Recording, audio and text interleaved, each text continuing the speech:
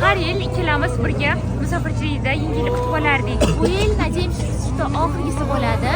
Keyingi yilda ota-onamiz bilan birga oila davrasida bo'lamiz. Baribir ham musofirchilikda yolg'iz kutish boshqacha. Buni musofirda yurgani yaxshi deyishadi. Odamlar ko'pligini hozir salyut otadi.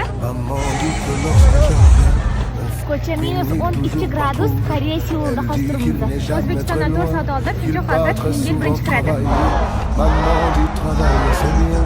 Bien mieux qu'être malade, coupable,